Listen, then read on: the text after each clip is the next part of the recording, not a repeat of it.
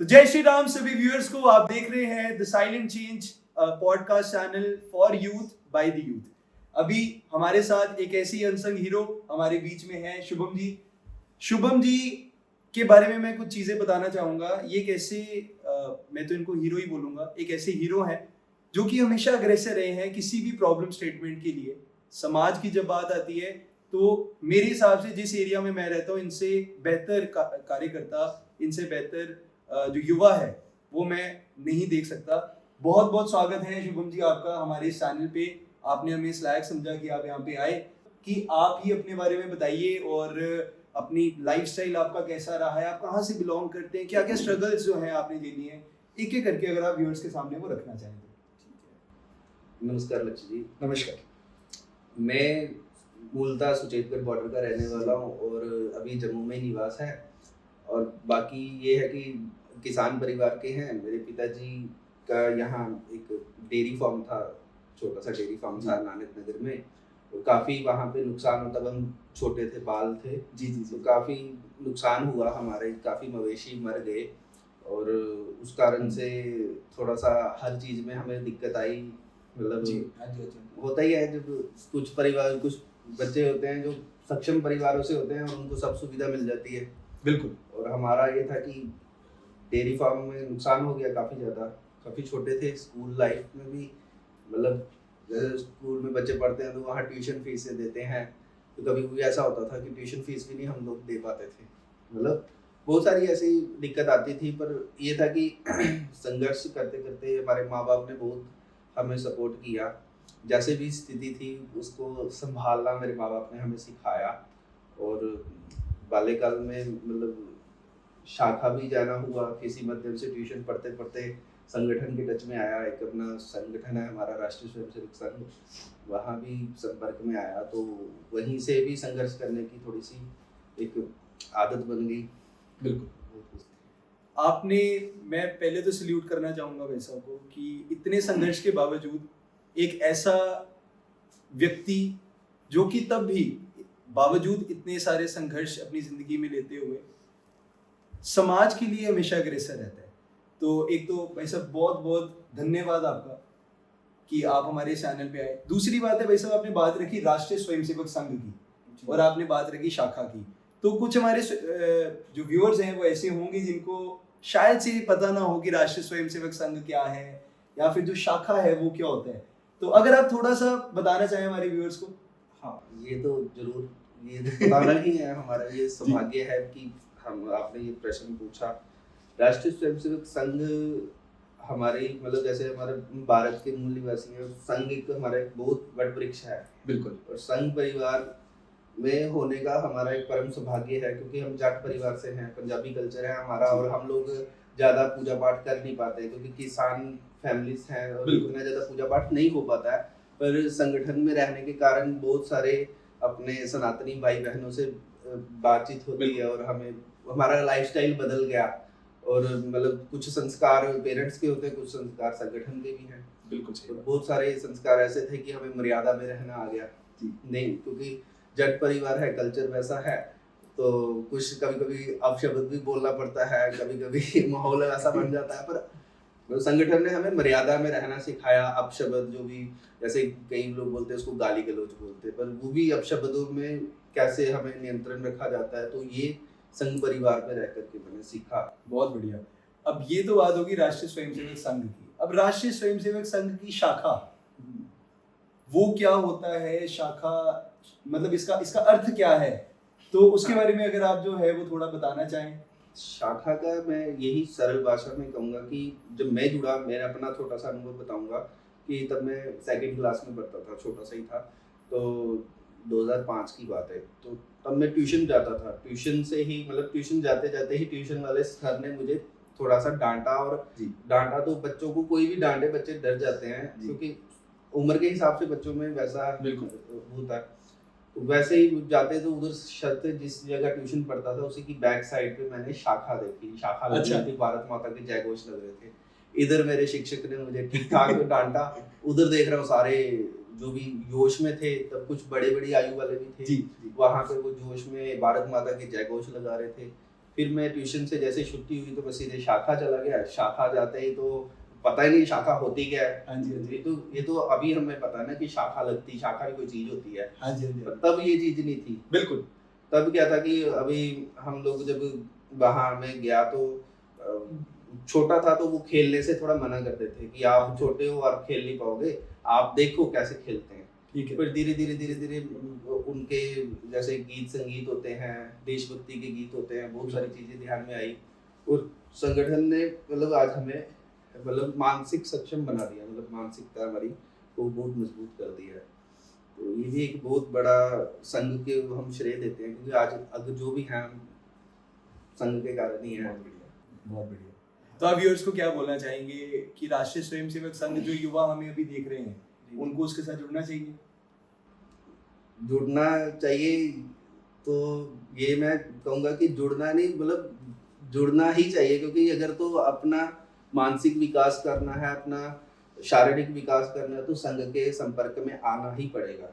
हाँ, जो संघ के संपर्क में नहीं आता है तो वो फिर गलत गतिविधियों में शामिल हो जाता है। बिल्कुल सही बात। ठीक है, क्योंकि पेरेंट घर का माहौल अलग होता है। घर में हम लोग मतलब घर में सब कुछ चलता है, सोसाइटी है, सोसाइटी भी सब प्रकार की होगी, पर संघ में एक अनुशासन है। बिल्कुल। कि ध्वज लगेगा, हमने वहाँ प्रार्थना करनी है, ध्वज प्रणाम करना है, वहाँ सभी जो बड़े हैं उनको भी भाई साहब जी करके बात करनी है, किसी की जात नहीं पूछनी। बिल्कुल, सबसे बड़ी बात है किसी की जात नहीं पूछ रही, और हमें पता भी नहीं होता कौन किस जात का है। बिल्कुल सही बात है। और ये संघ की सबसे बड़ी बात है हम लोगों के लिए। बिल्कुल। तो मैं सभी व्यूअर्स को ये बताना चाहूँगा कि जो राष्ट्रीय स्वयंसेवक संघ है और जो उसकी शाखा है, आप सभी लोगों को उसके साथ ज़रूर जुड़ना चाहिए। अगर आपको अपना होलिस्टिक डेवलपमेंट करना है, अपना माइंडसेट डेवलप करना है, राष्ट्र के काम आना है, खुद को थोड़ा सा अगर हम समय निकाल सकते हैं तो ज़रूर जो आपकी पास में कोई भी अगर शाखा है तो ज़रूर उसमें जो है वो आप जा सकते हैं।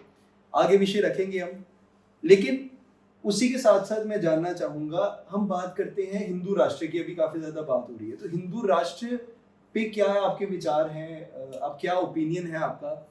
और कुछ व्यूअर्स को हो सकता है कि राष्ट्र का मतलब ना पता हो इतना, तो अब राष्ट्र का शब्द का अर्थ जो है वो आप उनको बताएं, और हिंदू राष्ट्र क्या है उसके बारे में थोड़ा सा अगर आप।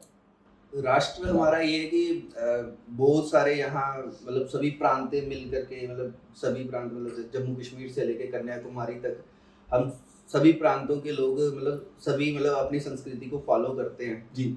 और यहाँ मतलब बहुत सारी ऐसी चीज़ें हैं, अध्यात्म भी है, बहुत सारी संस्कृति है हमारी जो जिससे हम मतलब बहुत ज़्यादा वो करते हैं।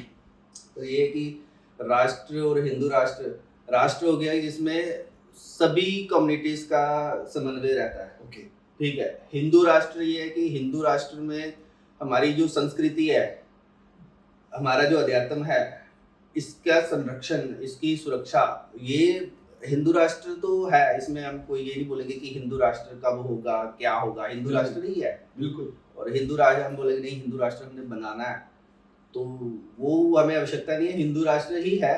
पर ये था कि बीच में कुछ शरारती तत्व थे, शरारती मानसिकता के लोग थे, उन्होंने हमारे देश को खंडित किया और जल्द ही हमारा देश अखंड भारत बनेगा। ठीक है, और अखंड भारत बनेगा तो ऑटोमेटिकली हिंदू राष्ट्र है। इस पे हिंदू राष्ट्र के प्रति मैं क्योंकि बहुत बड़े बड़े बुद्धिजीवी बैठे हुए हैं और मैं इस विषय पे बोलना मतलब अपने आप को पूरी समझता है, क्योंकि हिंदू राष्ट्र है, उसको मानना पड़ेगा। बहुत बढ़िया, बहुत बहुत बढ़िया शुभम जी, बड़ी अच्छी बातें आपने रखी। अब एक मेरे दिमाग में एक बात आ रही थी गो तस्करी को लेके। हमारे जम्मू कश्मीर में उसके ऊपर कोई लॉ नहीं है अभी तक, है ना। एक ऑफिशियल से जब हमारी बातचीत हो रही थी तो उन्होंने बताया कि इसके ऊपर कोई लॉ नहीं है जम्मू कश्मीर में। आप एज ए युवा इस बात को किस तरीके से जो है वो लेते हैं, आपका ओपिनियन क्या है इस पे? गो तस्करी जो है अब काफी ज्यादा बढ़ रही है। गो तस्करी विषय बहुत बड़ा विषय है हमारे लिए, क्योंकि हम तो गाय को माँ समझते हैं। बिल्कुल। ठीक है, जिसको माँ समझते हैं, माँ को हम लोग, माँ की दलाली थोड़ी कोई करेगा। जिस माँ ने हमें दूध पीते हैं, हम तो फिर अपना स्वार्थ पूरा करते हैं ना, कि भाई दूध पी लिया और गाय को कटने के लिए बेच दिया, जब वो दूध नहीं देगी तो उसको कटने के लिए बेच दिया। वो चीज गलत है, चाहे वो किसी भी धर्म का व्यक्ति हो, उसको इस चीजों से बचना चाहिए कि हम लोगों ने, हाँ, अगर आप लोगों के पास नहीं है जगह, हमारे देश में मतलब बहुत आबादी है, 100 करोड़ से अधिक आबादी है हमारे, तो अगर हर एक व्यक्ति एक एक गाय भी पाल ले तो वो गाय बच जाएगी। कोई इतनी बड़ी विषय नहीं है। पर जो गो तस्करी का है तो गो तस्करी होती है, और इसमें अपने जो बड़े प्रशासनिक लोग हैं उन लोगों को थोड़ा सा इस पे संज्ञान लेना चाहिए कि कानून बनाना चाहिए। कानून नहीं बना हुआ है, और एक दो प्रांत है भारत की जो इसमें कानून बना हुआ है, पर हमारी जम्मू कश्मीर में ये कानून नहीं बना है। और जम्मू कश्मीर में ठीक है, जहाँ अपने गोरक्षक संघर्ष करते हैं, गोरक्षक हर जगह नजर रखते हैं कि कहाँ से कोई गो तस्करी तो नहीं हो रही है, पर वो कहाँ कहाँ तक जाएंगे? बिल्कुल, जब तक प्रशासन सपोर्ट नहीं करेगा। प्रशासन को आगे आना चाहिए और सरकार को फैसला लेना चाहिए कि भाई हमने ये कानून पारित करना है कि गो तस्करी बंद करना है। बहुत बढ़िया, बहुत बढ़िया। मुझे लगता है मेरे हिसाब से प्रशासन और सरकार का तो ठीक है, उनको तो ये काम करना ही चाहिए, लेकिन बीइंग अ युवा हम लोगों को इस चीज़ के लिए जो है एक स्टैंड लेना चाहिए। द साइलेंट चेंज के माध्यम से जो है हम एक स्टैंड लेंगे। एक अवेयरनेस कैंप का हम जो है वो सोच रहे हैं, इन नियर फ्यूचर हम जल्दी ही इस पे जो है एक स्टैंड रखेंगे। गौ माता के लिए कुछ हमारे इनिशिएटिव्स हैं जो हमारे युवाओं द्वारा जो है वो रखे गए हैं, हम उसको करेंगे। शुभम जी, हम चाहेंगे कि आप उसमें भी हमारा साथ दें। एक और विषय है कि अपने परम पूजनीय शंकराचार्य जी हैं, अभी मुक्तेश्वरानंद जी, अपने वो भी अभी दिल्ली में उन्होंने मैदान में अभी थोड़े दिन पहले ही वो कोई बिल पास होना था, कोई बिल, तो चलो वो तो सरकार ने पारित कर ही दिया जी। पर वो वहाँ पे उसी बिल के कारण से वहाँ प्रशासन ने शंकराचार्य जी को प्रोटेक्शन में रखा कि भाई आपकी, क्योंकि हमारे शंकराचार्य हैं, मतलब शंकराचार्य को हम लोग भगवान मानते हैं, बिल्कुल, तो उनकी सुरक्षा हम लोगों का परम कर्तव्य है। और पर शंकराचार्य जी ने सरकार सभी सांसदों के आगे भी विषय रखा है कि भाई आप लोग बताइए कि आप गो तस्करी मतलब गो को कटने से बचाना चाहते हो कि नहीं, पर अभी तक किसी का जवाब नहीं आया। मतलब सभी डरते हैं कि इस विषय पे कि ये राजनीतिक मुद्दा ना बन जाए। मतलब वो चीज थोड़ा सा मतलब समाज को सबको एकजुट होकर के आना पड़ेगा। मैं सभी को ये भी बताना चाहूँगा, द साइलेंट चेंज एक ऐसा प्लेटफॉर्म है जो कि बिना घबराए अपनी बात रखता है। जो युवा हमारे यहाँ पे एज ए गेस्ट स्पीकर आ रहे हैं, तो वो कुछ ऐसे युवा हैं जो लीडर हैं और जो अपनी बात जो है वो बिल्कुल धड़ल्ले से रखते हैं, उनको किसी का डर नहीं है। बढ़ते हैं एक उस चीज़ की तरफ, मुझे लगता है कि जिनसे आपका सबसे ज़्यादा इमोशनल कनेक्ट था, आपकी माता जी। उनके बारे में कुछ बात करते हैं कि उनकी जब सेहत खराब हुई और फिर जब वो हॉस्पिटलाइज थे, मैंने वो स्थिति और वो समय देखा है, मैं उसका साक्षी हूँ। व्यूअर्स कुछ ऐसे युवा हमारे बीच होंगे या फिर कुछ माएँ जो हैं वो इस पॉडकास्ट चैनल को मे भी देख रही होंगी, उनको आप क्या बताना चाहते हो? आपकी वो स्ट्रगल, वो जो पीरियड था वो कैसा रहा उस टाइम पे? मेरे माता जी को डायबिटीज थी, तो इस कारण से उनको शुगर के कारण उनके किडनी मतलब खराब थे, ज़्यादा नहीं थे, क्रिएटिनिन लेवल कुछ था। पर क्या होता है कि जैसे स्वास्थ्य सेवा, जैसे हम लोग अस्पतालों में जाते हैं और अस्पतालों में हम लोगों के लिए मतलब कोई भी है, चाहे किसी की भी माँ हो, बीमार होती है तो सब परेशान होते हैं। बिल्कुल, ठीक है, जरूरी नहीं है कि मेरी माँ ही बीमार है तो मेरी माँ को ही वो सुविधा मिलनी चाहिए। सबकी माँओं को वो सुविधा मिलनी चाहिए। ठीक है, अभी हमने अस्पतालों में देखा कि जो तो कोई किसी अधिकारी का परिचित है या किसी प्रशासनिक सेवा में परिचित है, उन लोगों के लिए अच्छे से व्यवस्था हो जाती है। जो सक्षम नहीं है और उन लोगों को मतलब उस तरीके से ट्रीट नहीं किया जाता। मैं ये चाहता हूँ कि सबकी जो भी कोई भी पेशेंट हो, किसी की भी माँ हो, सबको एक ही दृष्टि से मतलब जो भी स्वास्थ्य सेवा में अपनी सेवा दे रहे हैं अस्पतालों में, वो सबकी माँओं के लिए मतलब कि उनको कोई भी ऐसी दिक्कत ना हो। अगर बेड खाली होते हुए भी बेड ना मिलना, ये भी चिंता का विषय है। ठीक है, हाँ, जो सिफारिश आई है किसी भी अस्पताल की, मतलब मैं चलो हम तो जम्मू कश्मीर के हैं, जम्मू की बात कर रहा हूँ मैं। बिल्कुल, कोई एक था स्पेशलिस्ट अस्पताल, वहाँ पे हम लोग गए तो ये 2 साल पहले की बात है। वहाँ पे मैं माता जी का उन्होंने बोला कि वो कराना है, एक्सरे अल्ट्रासाउंड कराना था। वो किया, वो कहते कि नहीं इनके पेट में पानी है। अब पानी निकालना है तो उन्होंने क्या किया, यहाँ से जो सीजर होती है, सीजर से एक थे डॉक्टर सर्जरी वाले, उन्होंने इधर से सीजर डाली है और इधर से उन्होंने कटिंग की है। तो मैं बाहर था कहीं से, मैं जबकि अचानक, इनकी माताजी होश में थे, हाँ, एनेस्थीसिया या फिर कुछ ऐसा कुछ तो दिया गया था। उन्होंने इधर से, और उनको इतनी दर्द हो रही है, वो दर्द बर्दाश्त करने वाली नहीं थी, तो वो अंदर फेफड़ों की तरफ जा रहा था, वो डॉक्टर सर्जरी वाला हाथ इधर से करके सीजर से कटिंग करी जा रहा था आहिस्ता आहिस्ता आहिस्ता। तो वो मम्मी से बर्दाश्त नहीं हुआ, तो मैं जैसे ही आया तो मैंने डॉक्टर, और क्या कर रहा है, ठीक है सर्जरी कर रहा है, एक तरफ से खून को भी हाथ, मतलब हाथ में खून लगाया हुआ है और एक हाथ से वो कैंची डाल रहा है, यार क्या डॉक्टर है। उसका मानसिक संतुलन मुझे ठीक नहीं लगा कि मतलब क्या पढ़ाई की है इन लोगों ने, मतलब कि अगर हम लोग डॉक्टर हैं, हम पहले यार इलाज करें, जो मर रहा है बंदा उसको हम इधर से सीजर डाल के इधर से कटिंग भी कर रहे हैं और एक हाथ से खून लगाया हुआ। तो मैंने उसको बोला भाई खून आप नीचे रख लीजिए, आप पहले इनका कर दीजिए, तो आप रहने दो, इनको मत करो। वो अंदर तक पहुंच गई थी कटिंग, फेफड़े तक पहुंचने ही वाली थी, और जब कटिंग हुई उसके बाद में हमने उसको बोला नहीं आप इसी पे स्टिचेस लगा दो, हम इनको ले जाते हैं। तो मतलब ये स्थिति है कि मतलब वो संभाल नहीं है, बिल्कुल संभाल करना बहुत जरूरी है। और हम पीजीआई वालों ने, पीजीआई में मैं ये मानूंगा, पीजीआई में सेवा बहुत अच्छी है। पीजीआई चंडीगढ़ हम गए, वहाँ 20 दिन रुके, वहाँ बहुत अच्छी सेवा है। मतलब मैं ये कहता हूँ कि वैसी सेवा सभी अस्पतालों में होनी चाहिए, जरूरी, क्योंकि पढ़े लिखे तो सभी डॉक्टर होते हैं, पर सीरियसनेस भी होनी चाहिए यार कि भाई कोई मर रहा है उसको कैसे हम सुरक्षित रखें। पर वो वहाँ पे पीजीआई वालों ने जब एक्सरे किया उन्होंने कहा ये तो आवश्यकता ही नहीं थी सर्जरी कराने की, आपने सर्जरी कैसे करा दी। ये इशू मुझे लगता है कि शुभम जी काफी ज्यादा ये जो इशू है ये बढ़ रहा है। अभी जैसे कि हम हॉस्पिटल्स में देख रहे हैं, जो चीज रिक्वायर्ड होती भी नहीं है उसको बोलते हैं कि भैया आप कर और दो। जैसे अभी मैं आपको बताता हूँ, हमारे मोदी जी ने जन औषधि केंद्र बनाया, आपको ध्यान है, ठीक है, जन औषधि केंद्र बनाया, पर वहाँ पे जब हम लोग जाते हैं, कोई भी मतलब जो संपन्न नहीं है, जिसके पास पैसा नहीं है ज्यादा दवाई लेने के लिए, वो जब वो जाएगा तो जाएगा दवाई, मतलब उसको दवाई मिलेगी नहीं। अब वो मजबूरन बेचारा किसी से कर्जा उठा करके, किसी से ले दे करके बेचारा दवाई लाएगा कि मेरा माँ, मेरी बहन, मेरा भाई बच जाए, ठीक है। मोदी जी ऊपर से केंद्र सरकार बहुत अच्छी सेवा दे रही है, पर नीचे से जो दलाल बैठे हुए हैं, मतलब दलाल ही कहूंगा मैं, क्योंकि खुद पे बीतती है तो समझ आ जाती है कि भाई जमीनी स्तर पे क्या चल रहा है। दलाली बहुत हद तक चल रही है और ये भी एक बहुत बड़ा रैकेट है, ठीक है। और ये इसको हम छोटा नहीं समझेंगे, और इस पे जो हमारे डिस्कॉम साहब हैं, या जो भी बड़े बड़े जो अधिकारी हैं, इन लोगों को थोड़ा सा दृष्टि डालनी चाहिए। मतलब मैं ये नहीं कह रहा हूँ कि मेरी माँ को परेशानी हुई है या मेरे परिवार में परेशानी हुई है, यार किसी की भी माँ हो। मैं इधर रुकना चाहूंगा शुभम जी, मैं आप सभी लोगों के साथ एक चीज डिस्कस करना चाहूंगा।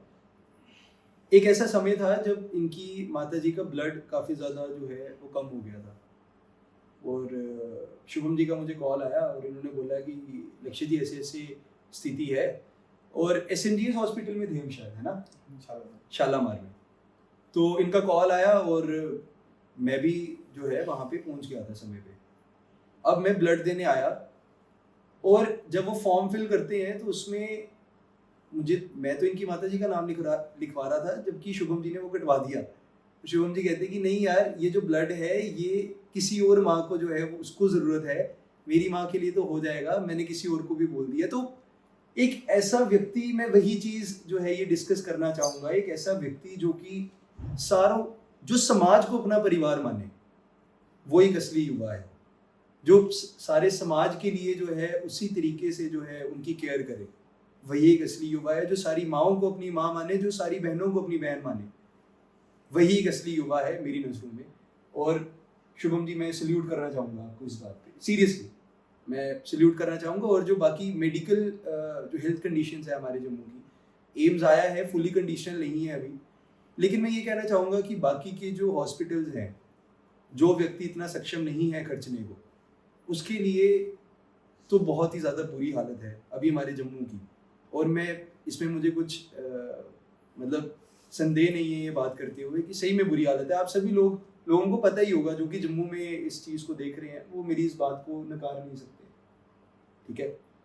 लेकिन ठीक है, एज ए युवा हम इस चीज़ पे भी सोच रहे हैं, हम एक जल्दी ही अपने सारे युवा मिलके किसी एक जगह जो है वो जाने वाले हैं, उधर की कंडीशन जो है उसको माइन्यूट तरीके से जो है वो देखने वाले हैं।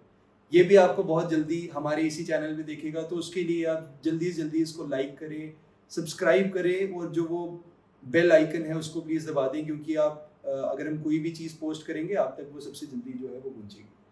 ठीक है शुभम जी, बहुत बढ़िया।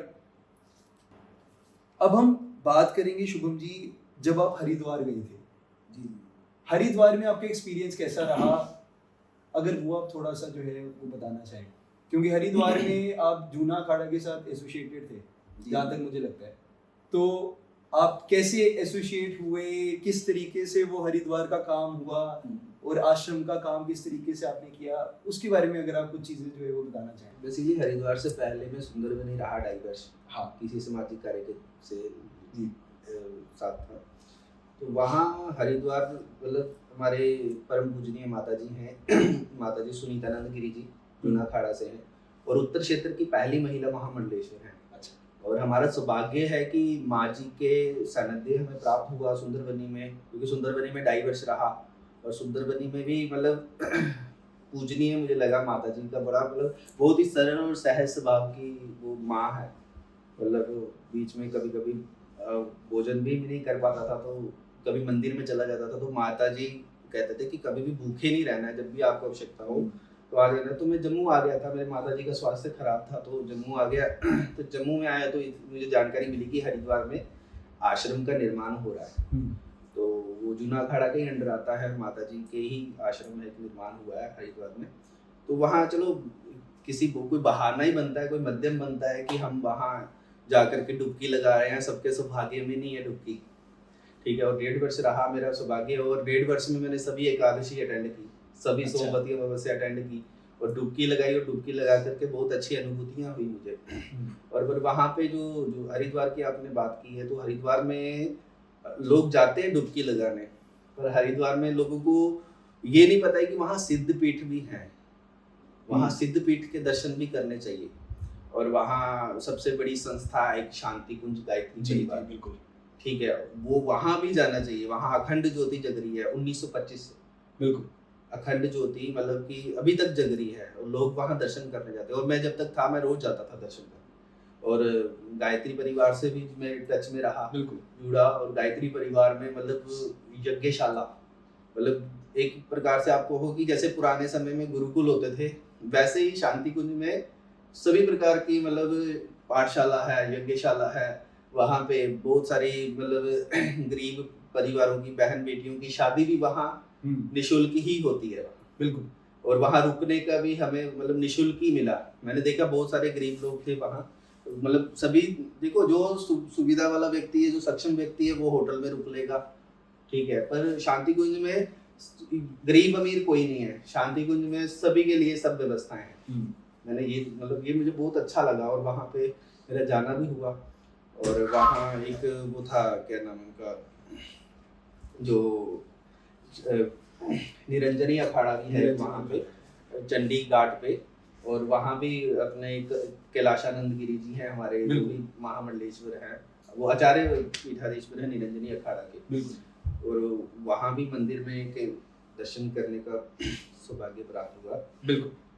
तो बहुत बढ़िया शुभम जी, और मैं सभी को बताना चाहूँगा भाई साहब के माध्यम से ही जो है मैं वहाँ पे गया था और बहुत अच्छे दर्शन जो है मैंने वहाँ पे किए, बहुत बढ़िया। हरिद्वार पे मतलब बढ़िया रहा एक जो चीज़ था हरिद्वार जी, कि हरिद्वार में एक छोटी सी बात ध्यान में है कि लोग जाते हैं हरिद्वार में डुबकी लगाने, पर वहाँ पे डुबकी लगाने के अलावा भी बहुत सारे तीर्थ स्थल है जहाँ जाना चाहिए। वहाँ माया देवी है, चंडी काली माता, दक्षिण काली मंदिर है, वहाँ मनसा माता का मंदिर है, वहाँ दर्शन करने चाहिए। शांति कुंज तो बता ही दिया कि बिल्कुल परिवार जाना चाहिए, और भी बहुत सारे धार्मिक स्थल है जहाँ जाना चाहिए। शुभम जी, अब मैं एक 360 जो है डिग्री इसको रिवॉल्व लेता हूँ और मैं दोबारा से उसी क्वेश्चन पे आ जाता हूँ, प्रॉब्लम स्टेटमेंट्स पे। मतलब एज ए युवा मुझे पता है कि अभी आप एक काम जो है वो करने का सोच रहे हैं, है ना, और उस काम करने में क्योंकि मुझे लगता है कि सरकार की तरफ से तो कोई कमी नहीं है ना, लेकिन हाँ जब आप ग्राउंड लेवल पे उतर के जो है उस काम को करने का सोचते हैं, किस तरीके से क्या क्या स्ट्रगल्स हैं जो युवा को जो है वो झेलनी पड़ रही हैं, क्योंकि सरकार तो बोलती है कि भाई ज़्यादा से ज़्यादा एंटरप्रेन्योर्स जो हैं वो हमारे यहाँ पे इंडिया में डेवलप हों, नौकरी देने वाले जो हैं वो ज़्यादा से ज़्यादा आए हमारे भारत में, ना कि नौकरी लेने वाले, क्योंकि ऑब्वियसली हमारी 140 करोड़ मतलब जनता है हमारे भारत की। इसके लिए आप जो है वो क्या बात करना चाहेंगे शुभम जी, आप प्लीज़ जो है बताइए, क्योंकि मैं आपसे ये सवाल इसलिए पूछ रहा हूँ, बीइंग अ युवा, आप एक युवा है, आप जो है वो काम करने का सोच रहे हैं अभी, ठीक है, तो आप क्या क्या स्ट्रगल्स जो है वो फेस कर रहे हैं, प्लीज हमारे व्यूअर्स के आगे जो है वो रखिए। ये बहुत ही चिंता का विषय है हम सभी युवाओं के लिए। जो आपने बताया कि ये विषय आना चाहिए समाज में, मतलब समाज के सामने आना चाहिए कि क्या विषय है।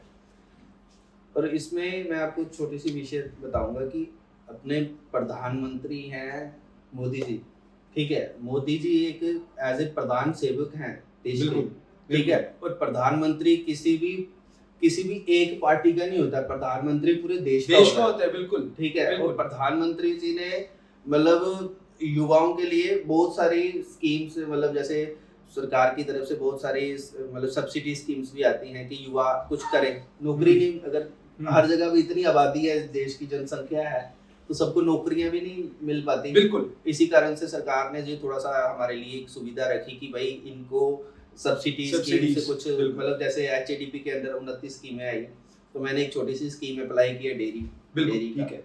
पर उसमें भी मुझे थोड़ा सा दिक्कत आई, क्योंकि ऊपर से सारा कुछ आता है, ऊपर से मतलब जैसे आप देखोगे कि केंद्र की तरफ से हमें सब सुविधा मिलती है, पर नीचे जब आ जाती है किसी स्टेट पे बात आ जाती है, तो स्टेट अपने हिसाब से कानून बनाती है, बिल्कुल, वो भी एक चिंता का विषय है, ठीक है। क्योंकि स्टेट के जो भी हैं हमारे बड़े बुद्धिजीवी, जो स्टेट के बड़े बड़े मंत्री हैं, नेता लोग हैं, चाहे वो किसी भी दल के हों, उनको ये नहीं करना है कि उनको पक्षपात नहीं करना है युवाओं के साथ, कि भाई वो फलाना युवा है वो किसी व्यक्ति के टच में है, वो फलाना युवा है किसी के टच में है, नहीं जी हमने इसको लटका के रखना है, वो चीज़ गलत है। और उसमें भी मतलब अभी मैंने एक छोटा सा, जैसे हमारा पहले डेयरी फार्म था, नुकसान हो गया, अभी दोबारा से डेयरी फार्म खोलने का विचार आया, तो मैंने अभी HADP के अंदर एक स्कीम थी, तो वो मैंने अप्लाई किया, वो अप्रूवल आ गया, सब कुछ आ गया, परंतु हमारी अपनी जमीन है, अपनी जमीन में काम करने के लिए मेरे को हजारों उनको वो देनी पड़ती हैं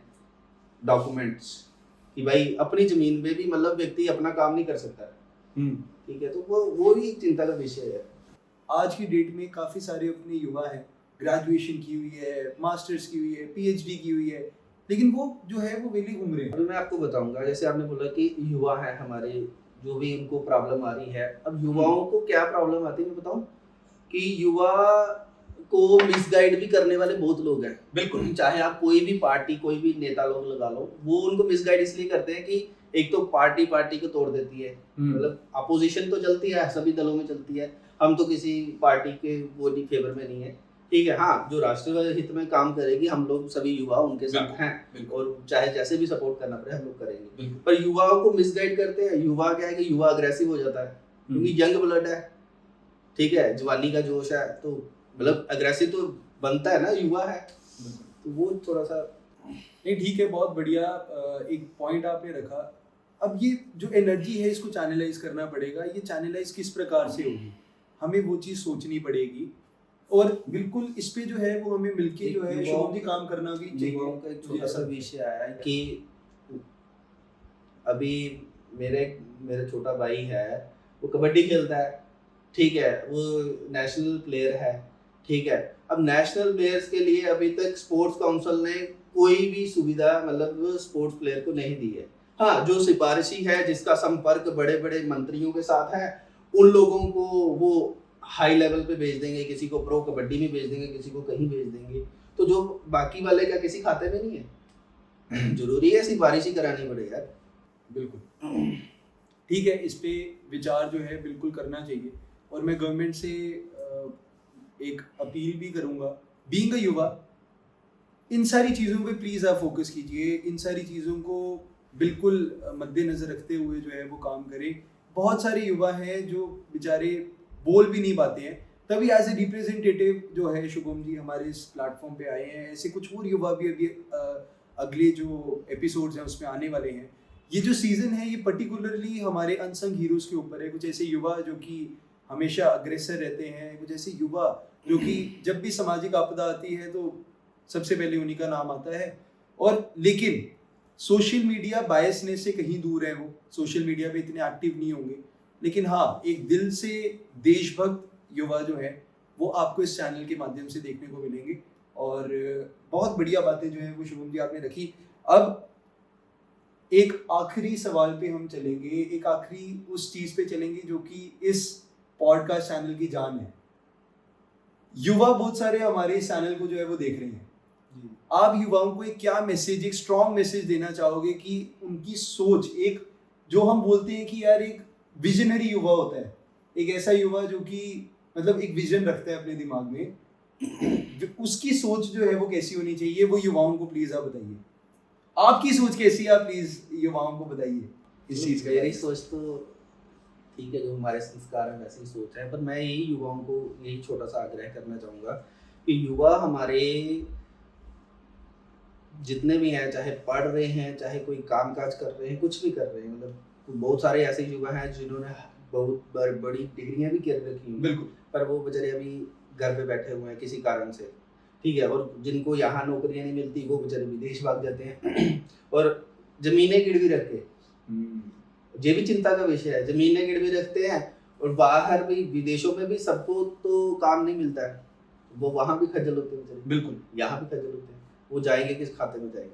तो युवाओं के लिए सिर्फ यही है कि हम चाहे किसी भी जिले में रहें, किसी भी प्रांत में रहें, किसी भी देश में रहें, हम लोगों को अपना दृष्टिकोण स्पष्ट रखना है कि भाई हम कहीं भी जा रहे हैं, कहीं भी काम कर रहे हैं, ठीक है, हम भारत के नागरिक हैं, भारत के नागरिक हैं और अपनी संस्कृति से जुड़े हुए हैं, और लोग हमको, हम किसी भी देश में चले जाएंगे तो लोग हमें इंडियन ही कहेंगे, बिल्कुल, ठीक है। पर ये है कि हमें अपना दृष्टिकोण पूरा स्पष्ट रखना है और किसी भी गलत गतिविधि में शामिल नहीं होना, किसी भी मतलब जो भी पॉलिटिकल लोग हैं, जो भी गलत मतलब देश विरोधी तत्वों के साथ जुड़े हुए हैं, उन लोगों के टच में नहीं रहना है हमारे युवाओं को, और नशे से दूर रहना है, ठीक है। और बहुत सारे विषय हैं अभी, जैसे अभी एक विषय और आया है हनी ट्रैप, बिल्कुल, हनी ट्रैप भी एक विषय है युवाओं के लिए, खासकर क्योंकि युवा है, यंग ब्लड है।